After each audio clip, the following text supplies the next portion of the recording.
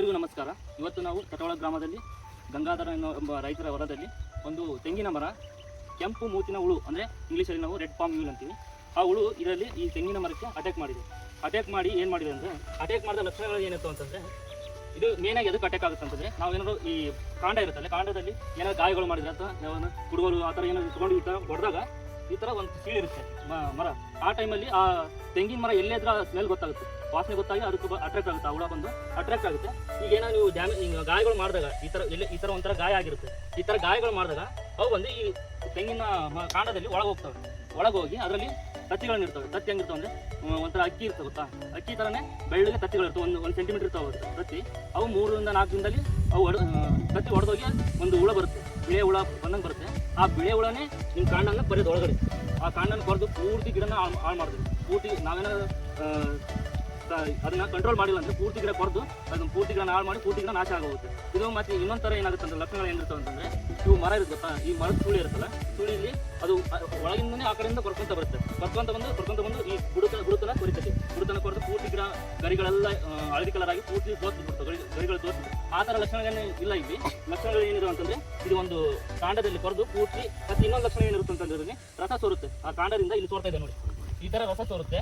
ಈ ಥರ ರಸ ಸೋರೋದ್ರಿಂದ ನಮ್ಗೆ ಗೊತ್ತಾಗುತ್ತೆ ಆ ಕೆಂಪು ಮೂತಿನ ಹುಳ ಇಲ್ಲಿ ಬಂದು ಅಟ್ಯಾಕ್ ಮಾಡಿದೆ ಅಂತಂದ್ರೆ ನಾವು ತಿಳ್ಕೊಬೋದಾವೆ. ಈ ಥರ ರಸ ತೋರ್ತಿದ್ರೆ, ಈ ಥರ ಹೋಲ್ಗಳಾಗಿದ್ರೆ ಕಾಂಡದಲ್ಲಿ, ಇದಕ್ಕೆ ಹೆಂಗೆ ನಾವು ಕಂಟ್ರೋಲ್ ಮಾಡ್ಬೇಕಂದ್ರೆ, ಈ ಹುಳನ್ನ ಮೇನಾಗಿ ನಾವು ಜಾಸ್ತಿ ಪೂರ್ತಿ ತೋಟ ತುಂಬನೇ ಬಂದಿದ್ರೆ ಒಂದು ಬಕೆಟ್ ಮೋಹಕ ಅಟ್ರಾಕ್ಟಿವ್ ಅಂತ ಬರುತ್ತೆ, ಅಂದರೆ ಫೆರಮೋನ್ ಟ್ರ್ಯಾಪ್ ಅಂತೀವಿ ನಾವು. ಅದನ್ನು ತೋಟ ಸುತ್ತಲೂ ಹಾಕ್ಬೋದು. ಅದಕ್ಕೆ ಒಂದು ಕೆಮಿಕಲ್ ಬರುತ್ತೆ, RPW ಲೂರ್ ಅಂತ ಬರುತ್ತೆ. ಅದನ್ನು ನಾವು ಅದರ ಇಟ್ಟು ಅದನ್ನು ತೋಟ ಸುತ್ತು ಇಟ್ಟಾಗ, ಆ ತೋಟ ಸುತ್ತು ಇಟ್ಟಾಗ ಅದಕ್ಕೆ ಬಂದು ಅಟ್ರಾಕ್ಟ್. ನಾವು ಒಳಗಡೆ ಇರಬಾರ್ದು. ಒಳಗಡೆ ಇಟ್ಟಾಗ ಏನಾಗುತ್ತೆ ಅಂತಂದರೆ, ಬೇರೆ ತೋಟದಾಗಿರೋದೆಲ್ಲ ನಿಮ್ಮ ತೋಟಕ್ಕೆ ಬರ್ತಾವೆ. ಅವಾಗ ಅದಕ್ಕೋಸ್ಕರ ತೋಟ ಬದು ಇರುತ್ತಲ್ಲ, ಬದುನಲ್ಲಿ ಇರಬೇಕು. ಬದುನಲ್ಲಿ ಇಟ್ಟಾಗ ಒಳಗಡೆ ಬರೋದು, ಅಲ್ಲೇ ಅದಕ್ಕೆ ಆ ವಾಸನೆಗೆ ಕೆಮಿಕಲ್ ಇರುತ್ತೆ, ಆ ವಾಸನೆ ಅಟ್ರಾಕ್ಟ್ ಆಗಿ ಆ ಬಕೆಟಲ್ಲಿ ಹೋಗಿ ಕುಂದಿರ್ತಾವೆ. ಅವಾಗ ನೀವು ಅವ್ನು ನೋಡಿಕೊಂಡು ಅವನ್ನ ಸಾಯಿಸ್ಬೋದು. ಬಕೆಟಲ್ಲಿರೋಲ್ಲ ತೊಗೊಂಡು ಸಾಯಿಸಿದ್ರೆ ನಿಮ್ಮ ತೆಂಗಿನ ಸಸಿಗಳಿಗೆ ಅವಾಗ ನೀವು ಅಟ್ಯಾಕ್ ಆಗೋದನ್ನ ತಡಿಬೋದು.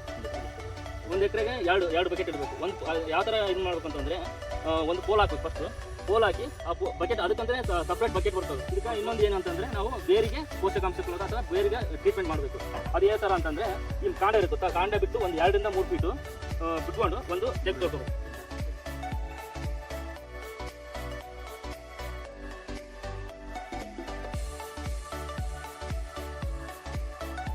ಒಂದು 2 ರಿಂದ 3 ಫೀಟ್ ಬಿಟ್ಕೊಂಡು ಒಂದು ಚೆಕ್ ಹುಡ್ಕೋಬೇಕು. ಅಂದರೆ ಅದು ಬೇರು ಹುಡ್ಕೋಬೇಕು. ಆ ಬೇರು ಹೆಂಗಿರ್ಬೇಕಂತಂದರೆ, ಕೆಂಪು ಆಕಾರದಲ್ಲಿ ಇರ್ಬೇಕು. ಇದು ಇದೆಯಲ್ಲ ಇಲ್ಲಿ, ಈ ಕೆಂಪು ಆಕಾರದಲ್ಲಿ ಇರಬೇಕು. ಮತ್ತು ಪೆನ್ಸಿಲ್ ಇರುತ್ತಲ್ಲ, ಆ ದಪ್ಪದಲ್ಲಿ ಇರಬೇಕು ಆ ಬೇರು. ಅದನ್ನು ನಾವು ಹುಡ್ಕೋಬೇಕು. ಎಲ್ಲಿ ಸಿಗುತ್ತೆ ನೋಡಿಕೊಂಡು ಸುತ್ತಲಿ ತೆಗ್ದು ತೊಡ್ಕೊಂಡು ಹುಡ್ಕೋಬೇಕು. ಅದನ್ನು ಹುಡ್ಕೊಂಡು ಇದರಲ್ಲಿ ಇದಕ್ಕೇನು ಮಾಡ್ಬೇಕಂತಂದರೆ, ಕೆಮಿಕಲ್ ಹಾಕಿ ಒಂದು ಕವರಲ್ಲಿ ಹಾಕಿ, ಅದು ಎಷ್ಟು ಕೆಮಿಕಲ್ ಅಂದರೆ 10 ml ಮೊನೊಕ್ರೋಟೋಫಾಸ್ ಯೂಸ್ ಮಾಡ್ತೀವಿ. ಅದು ಮೊನೊಕ್ರೋಟೋಫಾಸ್ 10 ml ನೀರು ಹಾಕಿ ಆ ಕವರ್ ಒಂದು ಪ್ಲಾಸ್ಟಿಕ್ ಕವರಲ್ಲಿ ಹಾಕ್ಬೇಕು. ಅದನ್ನ ಪ್ಲಾಸ್ಟಿಕ್ ಕವರಲ್ಲಿ ಹಾಕಿ ಇದನ್ನು ಈ ಥರ ಸ್ಲ್ಯಾಂಡ್ ಕಟ್ಕೊಡ್ಬೇಕು. ಸ್ಲ್ಯಾಂಡ್ ಕಟ್ಕೊಟ್ಟು ಈ ಪ್ಲಾಸ್ಟಿಕ್ ಕವರ್ಗೆ ಇದನ್ನು ಸೇರಿಸ್ಕೋಬೇಕು. ಈ ಬೇರೆ 2 ಇದವಲ್ಲ, ಈ ಸ್ಲ್ಯಾಂಡ್ ಕಟ್ಕೊಟ್ಟು ಇದು ಕೆಮಿಕಲ್ ಹಾಕಿರ್ತೀವಲ್ಲ, ಆ ಕೆಮಿಕಲ್ಲೇ ಎತ್ಕೊಂಡು ಅದು ಪೂರ್ತಿ ಸೇರಿಸ್ಕೋಬೇಕು. ಕವರಲ್ಲಿ ಸೇರಿಸ್ಕೊಂಡು ಈ ಬೇರಿಗೆ ಒಂದು ದಾರ ತಗೊಂಡು ಕಟ್ಟಬೇಕು.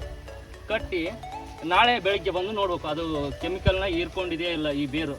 ಇನ್ ಕೇಸ್ ಹೀರ್ಕೊಂಡಿಲ್ಲ ಅಂತಂದರೆ ಇನ್ನೊಂದು ಬೇರು ತೊಗೊಂಡು ಆ ಬೇರಿಗೆ ಕಟ್ಕೋಬೇಕು. ಅದನ್ನ ಅವಾಗ ನೋಡಬೇಕು. ಅವಾಗ ಹೀರ್ಕೊಂಡಿಲ್ಲ ಅಂದರೆ ಮತ್ತೆ ಬೇರೆ ಕಂಟ್ರೋಲ್ ಮೆಜರ್ಸ್ನ ನಾವು ತೊಗೋಬೋದು.